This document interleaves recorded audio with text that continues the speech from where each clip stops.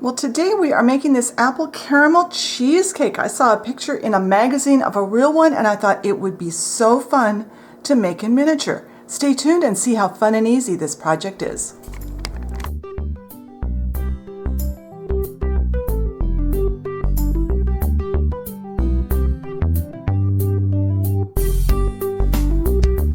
All right, we are going to start by forming the cheesecake portion of it. Now, first off, I want to say I went to the home improvement store. They had tile on sale. So I bought this kind of grayish blue one. I thought it would be handy when I'm working with white clay. Let me know if you find it too distracting or if you like it. I think it's going to be a little easier to see the white rather than trying to work white on white. So I'm rolling out. This is just some original Sculpey because I wanted something kind of soft. Looks like it's got some red in it. And I have a set of double popsicle sticks or craft sticks. And I'm going to use a 3/4 inch cutter. And I'm going to just cut my cheesecake. Then I'm going to use my knife and get it off of here. And we want some texture. So I've got a piece of sandpaper. This happens to be 80 grit. The grit of your sandpaper really isn't that important. A slightly coarse grit is probably better than a really fine grit. And since this cheesecake is going to be displayed whole, we are going to bake it now at recommended temperature for the clay I'm going to give it 15 minutes just to make sure that is cured in the middle. And when we come back, we will start working on the rest of our cheesecake elements. All right, our cheesecake disc is all baked. I'm going to set that off to the side. And I've got here 2 pieces of clay. I have some translucent and I have a very small amount of yellow. This is going to be for our apple slices that are going on top of our cheesecake. So I'm going to work in just enough of this yellow. It may only be that little tiny crumb that I just put in. It may be another little crumb that size. Just enough to tint this translucent clay to a slight yellow tone to match the apples in the photograph of the real cheesecake that I'm using for inspiration. So I'm going to get this done and then I'll be right back and we can form our apple log and get it ready to slice. All right, here's our clay. It is fairly well mixed. It doesn't need to be perfect, but this now looks a little more like the flesh of the apple in my photo I'm going by. And what I'm going to do is I'm going to make a log. Actually, I want to put it on here. I want to form a dome. This wants to look like apples, really, really thin apple slices when we're done. So I'm making a little kind of a half snake, and I'm doing this on aluminum foil because what's going to happen, I have some chalk out in my palette, and this is just an inexpensive palette. This is artist chalk. We've used it a lot. I've got a whole video on using chalk on the channel. So I've got a yellow and I've got a red. And I've got my eyeshadow brush. I'm going to start with the yellow and I'm going to coat the outside of this apple log with the yellow. I'm going to wipe it off on the palm of my hand and take the red. And this doesn't need to be as much. I don't want this a real even color. I want it heavy in some spots, but not in others.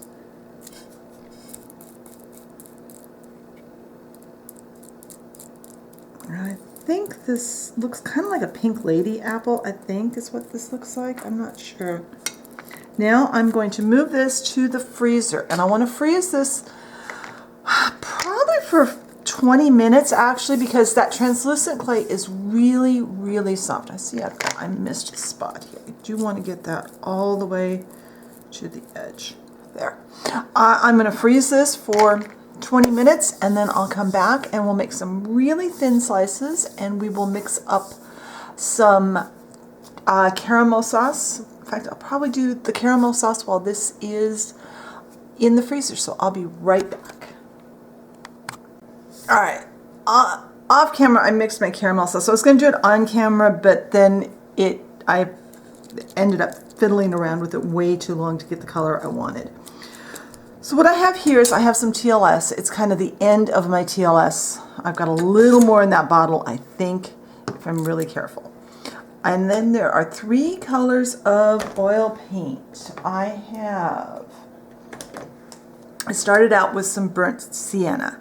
And that wasn't quite dark, quite the right shade, so I added a little bit of yellow ochre, and then I added a little burnt umber, and I've got this now into a color. In fact, there over there you can see the color I got with just the burnt sienna, and then I added the yellow ochre and the burnt umber, and I've got something that looks a little more like caramel sauce. So this is going to be first used to get our apples onto the top of our cheesecake and some dribbling down, and then after we bake that off, we'll take the remainder of this, mix some sand with it, and make our crust for the bottom of our cake. So once the apple slices are well chilled so I can slice them, I'll be back and we can start making this look really cool. All right, this has been just like immediately removed from the freezer and brought over, and I'm going to slice as thin as I can. I may end up putting this back in the freezer.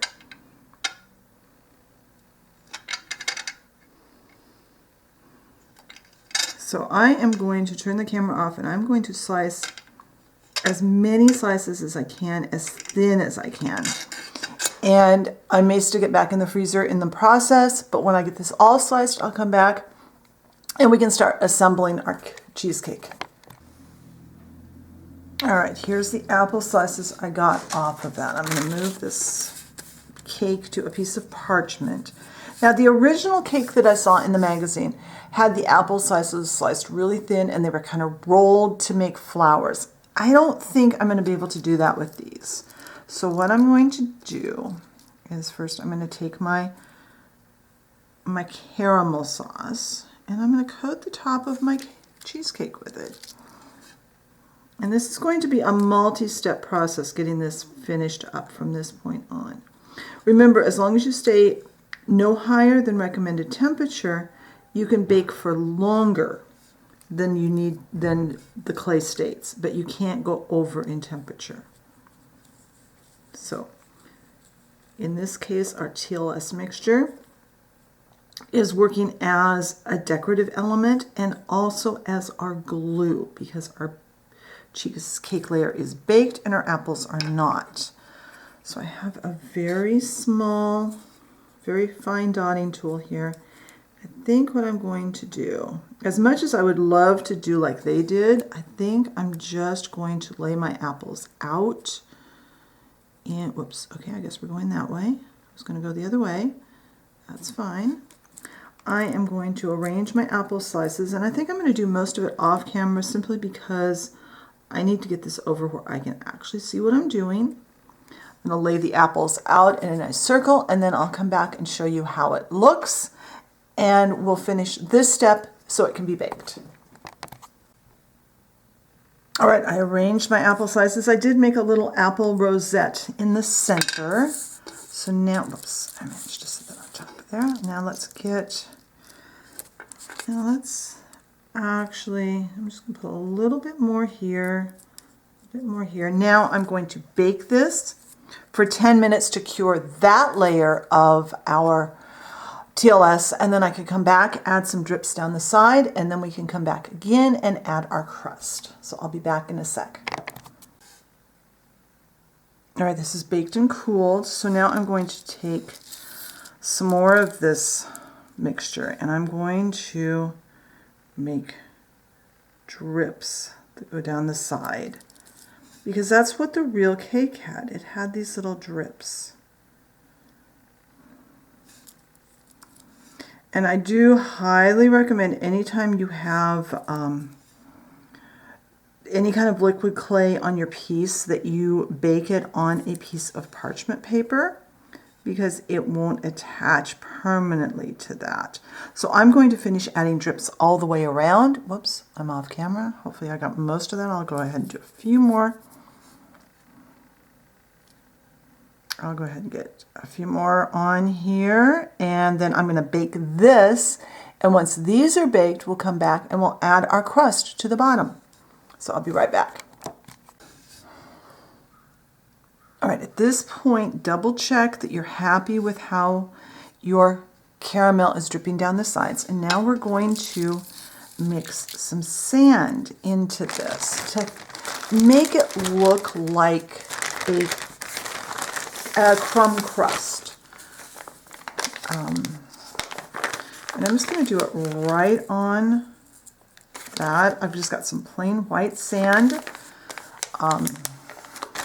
Really handy for doing miniature foods of all kinds. I want to get enough in there that it's pretty chunky.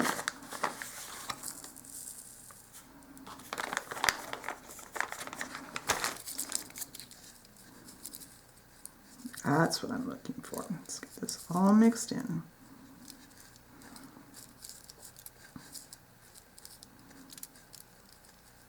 And I've even saved a little bit of my liquid clay mixture over there, so if I do need to touch up, I can.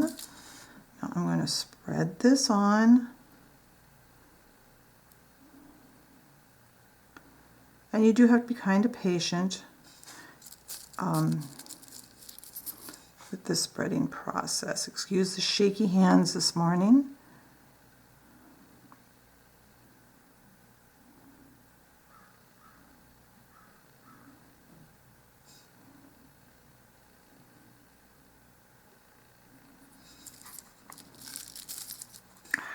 Sticking my finger in the liquid clay.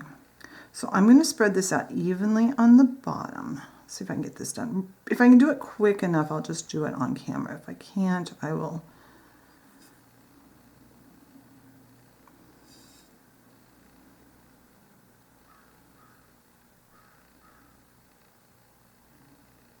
I'll try and get it all the way to the edge. I might have to touch it up a little bit after the initial baking. There's still a little bit more there.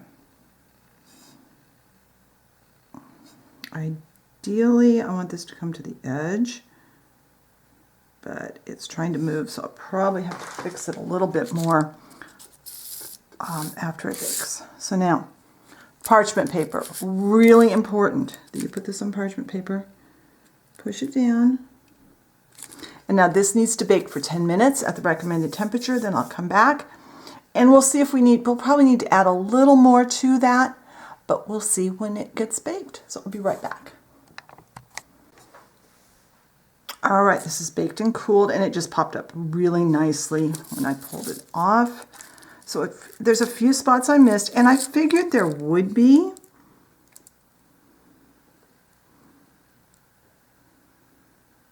So I'm going to work around the edge.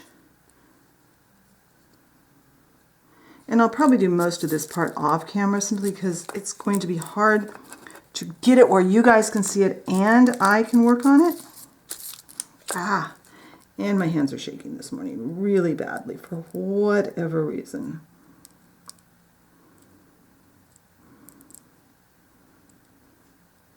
And I'm not super worried about that hole in the middle since this is going to be sitting on a plate when it's displayed. I'm not worried about that. So I might have to do this a couple of times to get this all the way to the edge the way I want it. So I am going to continue filling in the edge and making sure that this comes all the way to the edge of my cheesecake. And then I'll bake it off for 10 minutes. When it's baked and cooled, we'll come back and we'll make that caramel sauce a little bit shinier, and then this will be ready to display. So I'll be right back. All right, I'm satisfied with the crumb crust I've got on here, and I think it turned out really cute. So now let's add a little bit of gloss to our caramel sauce. And I've just got a dotting tool. And what I'm going to do, I'm going to start with the ones on the side, and I've got satin Mod Podge.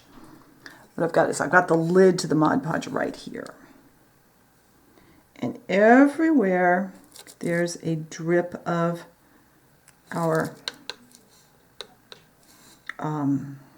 sauce coming down, I'm going to kind of hit it with the satin Mod Podge. I don't want a super high gloss, but I want it to be a little bit glossy. And I'm going to go all the way around, hitting all of those, and then I'll also do the edge of this, and I'll let this dry. And when this is dry, we'll take a look at our cheesecake and see how it looks on a cake plate. So I'll be right back. Well, there is our cheesecake all finished. Our caramel drizzle our caramel sauce looks like it has a nice shine, like the real thing. I love how this turned out. It looks a lot like the one in the magazine photo, so I'm very happy. Be sure and check the blog post for pictures of most of the steps. I will admit I did not get any pictures of doing the crust on the bottom, but I will try to give a good explanation of what I did for those of you that really prefer a written direction over just having the video. If you enjoyed today's video, be sure and hit the like button. Are there foods that you want to learn how to make for your dolls in your dollhouse? Let me know and I'll see if I can get it on the list. If you enjoy my content and haven't subscribed, I encourage you, hit that subscription button and the notification bell so you know when I put up a new video. Thank you very much for watching today, and I will talk to you next time. Bye.